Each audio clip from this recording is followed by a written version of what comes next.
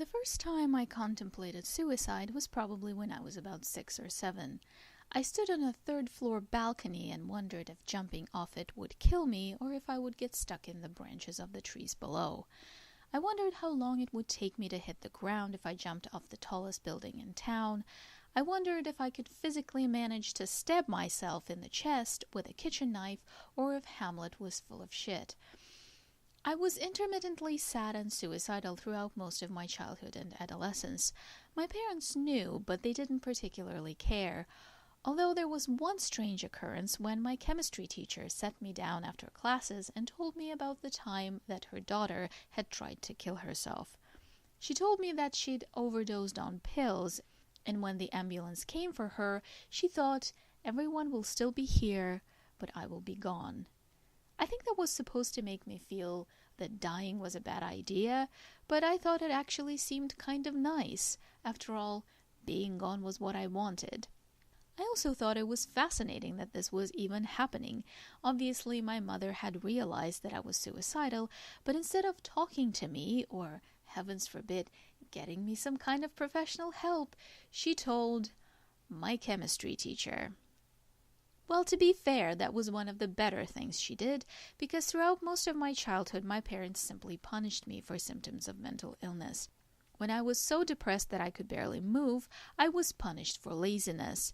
If I started to panic or hyperventilate because of something that was making me anxious, I was punished for being difficult and causing a scene. I was punished for crying. I was punished for writing "I want to die" on the margins of my notebooks. The first time I ever saw a mental health professional was in college, when I made a joke about suicide and someone who barely knew me reported me to my academic advisor and I almost lost my scholarship.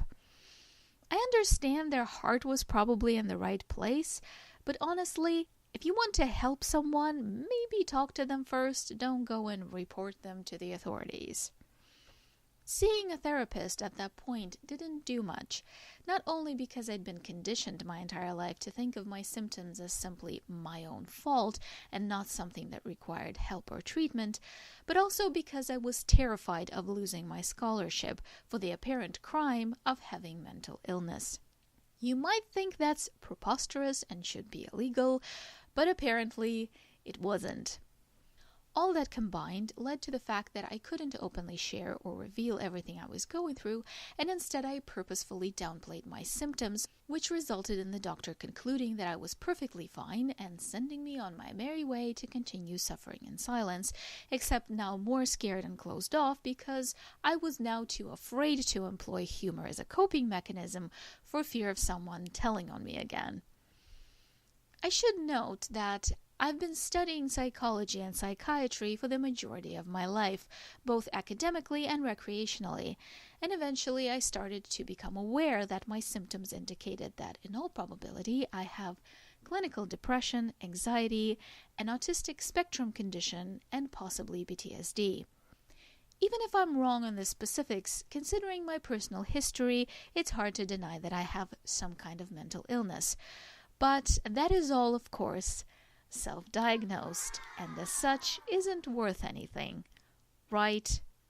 Despite having studied mental illness for years, it took me a very long time to take my own seriously, probably because I've spent so much of my life being told that I'm just lazy and incapable, and that I should just cheer up, smile, stop worrying so much, choose to be happy, stop being so difficult and strange. It took me a long time to acknowledge that I might in actuality be ill. But even when I finally arrived at that acknowledgement, it didn't get particularly better. For a very long time, I was terrified of actually being diagnosed with anything, because to virtually everyone in my immediate surroundings throughout my formative years, the idea of being diagnosed with a mental condition was either laughable or shameful. Because you were either seen as a special little snowflake who thought depression was something worth treating, which is just insulting, what with the cancer and the paralysis and all the real illnesses in the world, or you were insane and needed to be isolated from normal people. By the time I started outgrowing all this, it was, for all intents and purposes, too late. Several years ago, because of a number of circumstances beyond my control, I was forced to leave everything I cared about behind and move to another country. Since it's a developing country with a fairly low quality of life, especially in smaller towns like the one where I now live, it's not all that surprising that mental health here is more or less just not a thing. While this place technically has free healthcare, mental health is seemingly not covered. Well, to be fair, I'm not actually sure if it's covered or not, but clinics simply do not have mental health professionals in them, so you cannot see one. Mental health here basically has two modes, fine and insane. You're either healthy or you need to be locked up because you're a danger to society. There's pretty much no in between. Finding someone who would actually treat something like anxiety or bipolar is extremely difficult. If you happen to have money, you could attempt to find a private professional, but finding one at all is difficult, and even if you find one, what you will find is a gamble that's usually not slanted in your favor. Because the standard for mental health care here is so low, many mental health professionals are very poorly qualified. And then there's the bigotry. When a private clinic had a discount on a visit to a psychologist, my mother went, just as an experiment, because that's how she has fun, apparently. He told her that homosexuality is a mental illness that needs to be treated with electroshock to the brain. So, there's that. I really hope that even in small towns like this one, there are people who manage to get the right treatment for their mental conditions, either because they have the money to pay for the best professionals available, or because they happen to have the right connections. But I have neither, so here I am.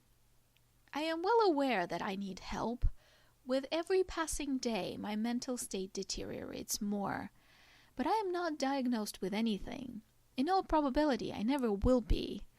I fear to ever say that I have mental illness, even though I know I do, because I've never been officially diagnosed, and to most people that means that I might as well just be making it up. Because you need the validation of a professional before you can claim that you're really ill, right? One could argue that since you can't diagnose yourself with diabetes or multiple sclerosis, it's only logical that you can't diagnose yourself with depression or anxiety either. While diagnosing a mental condition isn't quite the same process as diagnosing a physical condition, it's nonetheless worth noting that not only do most of us not have the knowledge to analyze our own conditions, but it's also quite difficult to see yourself objectively in order to formulate a diagnosis.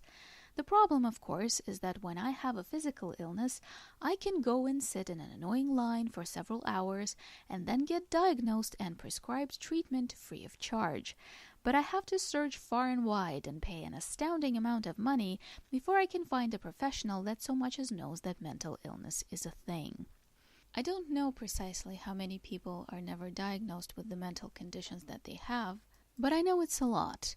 Because I know that in places like where I am now, in places where the attitude toward mental illness is even worse, very few people are ever properly diagnosed and even fewer are properly treated. There are many, many issues in the world when it comes to mental illness, and something that I find very sad is that people who have been diagnosed and treated for their conditions will often mock and dismiss people who are self-diagnosed. They say diagnosing yourself with depression is as stupid as going on WebMD and diagnosing yourself with cancer because you have a bruise on your butt. But in truth, most people who diagnose themselves with mental illness don't take a BuzzFeed quiz or watch a YouTube video and immediately assume they have an illness. No, they suffer for years and eventually take note of their symptoms and do research until a diagnosis becomes apparent. They're not always right, but then neither are healthcare professionals. Some say that people who self-diagnose hurt the ones who have been diagnosed by a professional because they dilute the validity of the official diagnosis. I can see why they feel that way. Mental illness is misunderstood enough without people running around sticking medical labels on themselves without someone with a degree to back them up. But I also find it Rather cruel that people who have the privilege to be diagnosed and treated for their conditions will cut down the people who don't have that privilege, those whose only source of help for their mental illness is their self-diagnosis and the subsequent attempts at managing their conditions and possibly finding some support. And I wish everyone in the world who has mental illness went and got properly diagnosed and treated. But for many people, it's not a choice they can make because it's simply not a choice they're ever given. When people say, don't self-diagnose, you need to see a healthcare professional, it comes from an assumption that everyone can, which simply isn't true. So when you tell people not to self-diagnose, in a lot of cases, you're essentially telling them not to have a diagnosis at all. And perhaps for some people that will be an acceptable option, but for most it will mean continuing to suffer in silence and isolation without ever trying to make sense of what's happening to them. The truth is, very few people actually want to be self-diagnosed. This isn't generally a choice people make because it's fun. There is a belief that people self-diagnose themselves with mental illness because it's cool to have mental illness and they're jumping on the bandwagon. I don't want to say that doesn't happen because it probably does, but personally, I've never encountered the coolness. People with mental illness are mocked, dismissed, insulted, and abused. No amount of trendiness can make up for the bullshit mentally ill people have to deal with, so even if someone does indeed jump on this imaginary bandwagon, I doubt they stay on it for very long. And even if such people exist, that doesn't invalidate the very true suffering of mentally ill people who are forced to self-diagnose because they have no other options. If someone sneezes once and then says that they're dying from pneumonia, we probably won't use them as a reason to tell someone who's coughing up a lung but can't afford to see a doctor that they aren't actually ill. So maybe we shouldn't dismiss undiagnosed people who want to kill themselves just because there might be some kids online who think saying they have depression is cool. Of course, the person who's coughing up a lung should go see a doctor, and so should the person who wants to kill themselves. But sometimes you just can't, and that doesn't make your illness any less real. But of course, self-diagnosis isn't just about knowing that you're mentally ill, but about diagnosing yourself with a specific condition, which you could end up doing incorrectly. While this issue probably isn't as drastic because mental illness isn't something that you can easily self-medicate, as most medication for mental illness requires a prescription, and most self-help involves symptomatic management and general life improvement, and as such is unlikely to do any kind of harm, there is one concern some people express, and that is that self-diagnosis can lead to a change in behavior. That some people who self-diagnose will modify how they act in order to fit the diagnosis. Now, while this is a valid concern, it's worth noting that there are just as many, if not more people who experience this with a professional diagnosis. When a doctor tells them that they have anxiety, for instance, their anxiety gets worse because now they know they actually have it. For sure, seriously, the doctor said so. Or they start acting more anxious because they feel as though their diagnosis means that this is how they're supposed to act. Which suggests that this is not so much an issue with self-diagnosing, but an issue with diagnosing in general. However, there is also no shortage of people who say that their diagnosis, whether it's self-diagnosis or one from a doctor, has made it easier for them to deal with their conditions, because now they think of it as an illness rather than a part of themselves, which makes it easier for them to deal with the symptoms because now they think of it as something to fight rather than just a flaw in their character. Undoubtedly, many people who self-diagnose are wrong. And some people probably have no idea what they're talking about. But I'm not going to rush to dismiss people who believe that they might have a mental illness because they could just as easily be right. And dismissing them because the only diagnosis they'll ever have is their own might do a lot more damage than you'll ever know. Maybe I'm wrong on this. That is always a possibility. But until the day that mental illness is treated the same way physical illness is, until the day that mental health professionals are as easily available as otolaryngologists everywhere in the world, I'm going to refrain from faulting people for self-diagnosing their conditions. Because for many, self-diagnosis is the only thing they'll ever have in their fight against mental illness, and at the very least, I won't be the one to try and take even that away from them. For quite a few years now, I've been feeling sad virtually at all times. It's not even in cycles anymore, it's really just constant misery and a feeling of pointlessness and despair. Of course, much of it is caused by my current living situation, which is not great on many, many levels, but I'm at a stage where nothing in life or in the world gives me joy anymore, and I rarely ever feel positive emotions. Though I do what I can with what I have, it's clearly not something that's just going to go away. I really wish I could be diagnosed. I really wish I could be treated, because I can barely remember what it's like not to feel like this all the time. But I have neither the money nor the access, so I might forever remain nothing more than self-diagnosed. And the one thing that gives me hope is the realization that this isn't me. That whether or not the people around me believe it, and whether or not there will ever be a doctor to confirm it, this is an illness. And maybe someday, somehow, I will find a way to fight it.